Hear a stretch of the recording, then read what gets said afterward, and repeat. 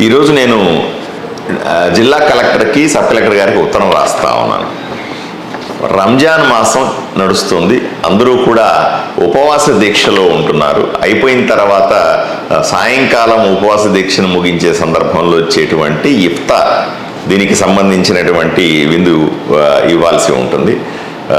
ఎంతో పవిత్రంగా ముస్లింలు భావించేటువంటి ఈ రంజాన్ మాసాన్ని పురస్కరించుకొని రాష్ట్ర ప్రభుత్వం ఇఫ్తార్ విందులు ఏర్పాటు చేస్తుంది. రాష్ట్రం అంతా కూడా ఎక్కడెక్కడైతే ముస్లిం జనాభా ఎక్కువ ఉందో అక్కడంతా కూడా ఇటువంటి ఏర్పాట్లు రాష్ట్ర ప్రభుత్వం చేస్తూ ఉంది. నేను ఈరోజు కలెక్టర్ గారికి ఉత్తరం రాస్తా ఉన్నాను. అయ్యా, దయచేసి ఆదోనిలో రాష్ట్ర ప్రభుత్వం వైపు నుంచి అందరినీ కలిపే విధంగా ఒక మంచి ఇఫ్తార్ విందుని ఏర్పాటు చేయండి. ఎందుకంటే ఎక్కువ మంది ముస్లిం జనాభా ఉన్నటువంటి నియోజకవర్గాల్లో ఆదోని నియోజకవర్గం ఒకటి. ఎంతోమంది ముస్లిమ్స్లో చాలా పేదవాళ్ళు ఉన్నారు.